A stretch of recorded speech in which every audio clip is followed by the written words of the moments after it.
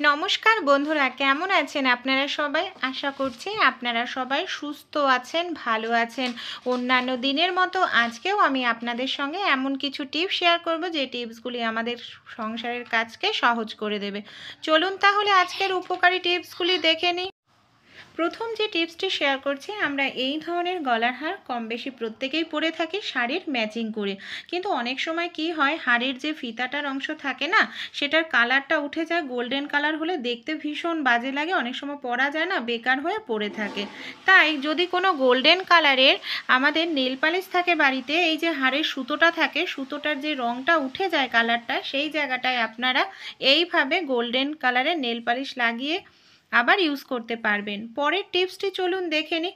অনেক সময় দেখা যায় বন্ধুরা, আমাদের চিনির কৌটোর মধ্যে চিনিগুলোর ভেজা ভাব চলে আসে, এমনকি চিনির কৌটোর গায়ে অনেক চিনি লেগে থাকে। আর এইভাবে কিন্তু রেখে দিলে আমাদের চিনিটা গলতে শুরু করে। তাই চিনির ভেজা ভাবটা কিভাবে আমরা দূর করতে পারি, এর জন্য আমরা নিয়ে নেব কিছুটা পরিমাণ মুড়ি, যেটা আমাদের প্রত্যেকের বাড়িতেই থাকে। এইভাবে মুড়ি নিয়ে চিনির মধ্যে দিয়ে 5 মিনিট রেখে দিন। 5 মিনিট পর দেখবেন মুড়িটা নরম হয়ে গেছে, মানে চিনির থেকে ভেজা ভাব পুরোটা মুড়িটা কিন্তু চুষে নিয়েছে। এবার আপনারা এইভাবে একটু ঝাঁকিয়ে নেবেন, দেখবেন চিনিটা আপনাদের এক সাইডে চলে আসবে। এই ছোট্ট টিপসটি অ্যাপ্লাই করে দেখবেন বন্ধুরা, এতে আপনাদের চিনি একেবারে ঝরঝরে। আপনাদের এরকম সমস্যা পড়লে টিপসটি অ্যাপ্লাই করে দেখতে পারেন। চলুন পরের টিপসটি দেখে নিই। এই যে এই ধরনের বোয়াল মাছ বলুন, পাঙ্গাস মাছ বলুন, ভাজতে গেলে না অনেক সময় তেল ছিটে আসে, আমাদের ফোসকা পড়ে যাওয়ার সম্ভাবনা থাকে এই ধরনের তৈলাক্ত মাছগুলো ভাজতে গেলে।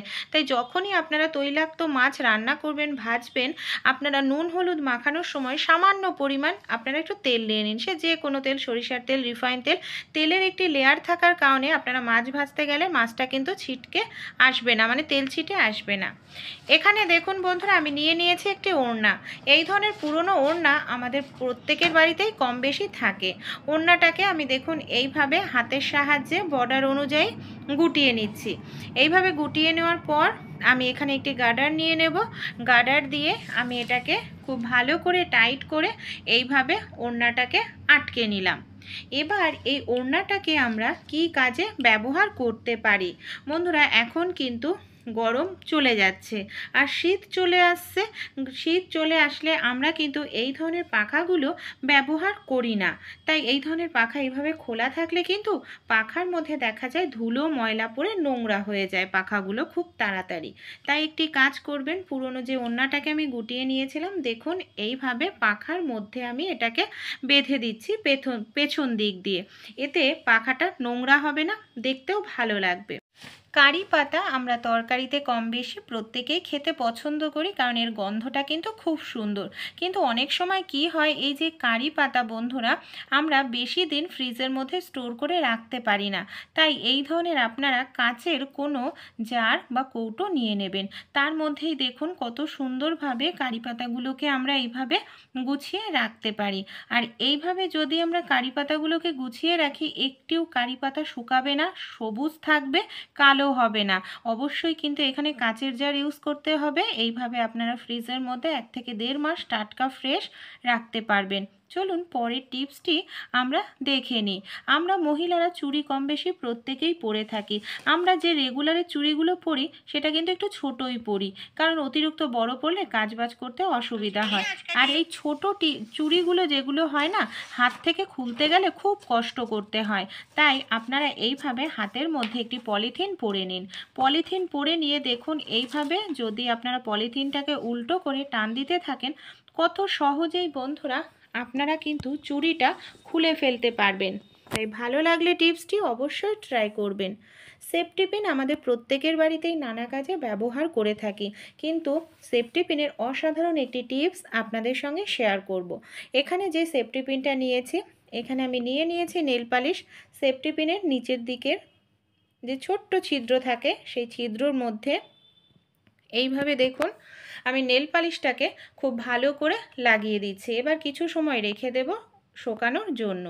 যখন পুরোপুরি শুকিয়ে যাবে, দেখুন ছিদ্রটা কিন্তু ভরাট হয়ে গেছে। কি কাজে ব্যবহার করব? নেল পালিশের যে দেওয়ার কারণে ছিদ্রটা তো ভরাট হয়েছে।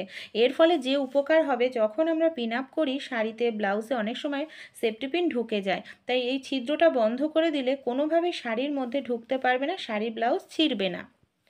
পরবর্তী যে টিপসটি শেয়ার করব বন্ধুরা, এই ধরনের কাচের জারগুলো কিন্তু ভীষণ উপকারী। কারণ যে কাচের জারে জিনিস রাখলে সহজে নষ্ট হয় না, অনেক সময় ঢাকনাটা না ঢেলা হয়ে যায়, সেক্ষেত্রে কাচের জারটা আমাদের বাতিল করে দিতে লাগে। একটি কাজ করতে পারেন বন্ধুরা, কাচের জার আপনাদের বাতিল করতে লাগবে না। এখানে যেটা করতে হবে, আমাদের প্রত্যেকের বাড়িতেই থাকে এই ধরনের গার্ডার। এখানে দেখুন আমি একটি গার্ডার, যেখানে প্যাচ আছে প্যাচের জায়গাটায় এইভাবে আমি টাইট করে লাগিয়ে দিচ্ছি গার্ডারটাকে। এইভাবে যদি টাইট করে আমরা লাগিয়ে দিই তাহলে একেবারে টাইট হয়ে আটকে থাকবে, আর কখন এই প্যাচটা কিন্তু আমাদের খুলবে না। দেখুন, আর ভেতরে থাকা মানে জারের ভেতরে থাকা জিনিসটাও ভালো থাকবে, সহজে নষ্ট হবে না, জারটাও কিন্তু আমাদের বাতিল করে ফেলার কোনো প্রয়োজন পড়বে না। তাই ছোট্ট আইডিয়াটি যদি একটু উপকারে আসে, অবশ্যই আপনারাও ট্রাই করে দেখবেন। চলুন পরের টিপসটি দেখে নিই। মাছের তেল খেতে আমরা অনেকেই ভীষণ পছন্দ করি, কিন্তু মাছের তেল ঠিকঠাক মতো বাছতে যদি না পারি, তেলটা না তেতো লাগে, তাহলে খেতে কিন্তু আমাদের আর ভালো লাগে না। একটি সেফটি পিন নিয়ে নেবেন, আর একটি সেফটি পিনের সাহায্যে আপনারা কিন্তু খুব সহজেই মাছের তেলটাকে দেখুন এইভাবে বেছে নিতে পারবেন। সেফটি পিন দিয়ে নাড়িভুঁড়ির একটি অংশ আপনারা টেনে নেবেন, দেখবেন নাড়িভুঁড়ির পুরোটা আপনারা খুব সহজেই ছাড়িয়ে নিতে পারছেন। দেখুন কত সহজেই এই কাজটি আমাদের হয়ে যাচ্ছে। তাই ভালো লাগলে আপনারা নিজেরাও অবশ্য ট্রাই করে দেখবেন। এইভাবে খুব দ্রুতই কিন্তু আপনারা মাছের তেল বেছে নিতে পারেন। চলুন পরের টিপসটি আমরা দেখে নিই। আমাদের রুটি তৈরি করার তাওয়া অনেক সময় এইভাবে পুড়ে যায়, আর এইভাবে তাওয়া যদি পুড়ে যায় অনেকটা সময় লাগে তাওয়াটা পরিষ্কার করতে। তাই একটি কাজ আপনারা করতে পারেন, এখানে প্রদীপের মধ্যে আমি নিয়ে নিয়েছি কিছুটা পরিমাণ সাবান লাগিয়ে, আর এই সাবানটা আমি টাইট করে দিয়ে রোদ্রে শুকিয়ে নিয়েছি। এবার কি করব বন্ধুরা, দেখুন এইভাবে সামান্য পরিমাণে একটু জল নিয়ে নেব, আর এই মাটির প্রদীপটা দিয়েই আমি এই তাওয়াটাকে এইভাবে ঘষতে থাকব।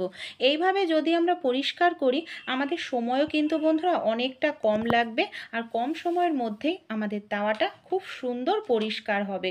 ছোট্ট টিপস অবশ্যই অ্যাপ্লাই করে দেখবেন, আশা করছি এতে কিন্তু আপনাদের খাটনিটা অনেকটাই কম হবে। তাই এই টিপসগুলি অ্যাপ্লাই করে অবশ্যই একবার হলেও দেখবেন। কয়েক সেকেন্ড এইভাবে পরিষ্কার করার পর এবার আমি আপনাদের নর্মাল জল দিয়ে বন্ধুরা তাওয়াটাকে ধুয়ে দেখাবো যে তাওয়াটা আমাদের কেমন পরিষ্কার হলো। দেখেই বুঝতে পারছেন যে কতটা সুন্দর পরিষ্কার হয়েছে। জল দিয়ে ধুলে আপনারাই অবাক হয়ে যাবেন, সময় বাঁচবে, আপনাদের খাটনিটাও কিন্তু অনেকটাই বেঁচে যাবে। চলুন এবার আমি আপনাদের এটাকে জল দিয়ে ধুয়ে দেখাচ্ছি, রেজাল্ট কিন্তু আপনাদের সামনেই রয়েছে, ট্রাই করে দেখতে পারেন টিপসটি। চলুন পরবর্তী টিপসটি দেখে নিই। আমাদের বাড়িতে এই ধরনের আলু মেশার প্রত্যেকেরই থাকে। অনেক সময় দেখা যায় আলু মেশারের এই নিচের অংশটা খুলে যায়, বেকার হয়ে যায়, কোনো কাজেই আমরা ব্যবহার করি না, কিন্তু ভুলেও না ফেলবেন না। এই ধরনের আলু মেশারের সাহায্যে আপনারা কিন্তু খুব সহজেই ছোট মাছগুলোর আঁশ মানে আঁশগুলো ছাড়িয়ে নিতে পারেন।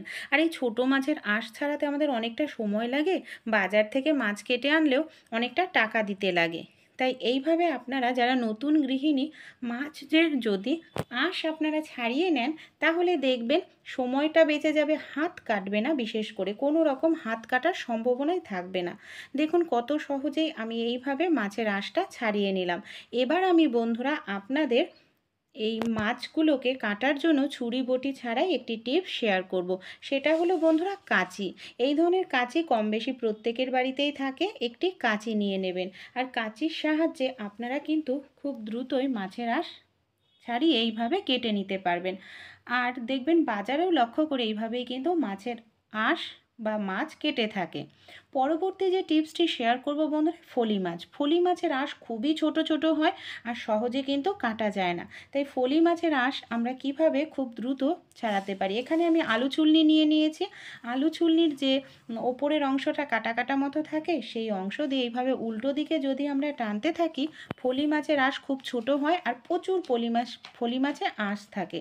সেই ফলি মাছের আঁশ আপনারা 1 মিনিটও সময় লাগবে না, মানে ছাড়িয়ে নিতে পারবেন। দেখুন কত সহজেই আমি এখানে ফলি মাছের আঁশটাও ছাড়িয়ে নিলাম।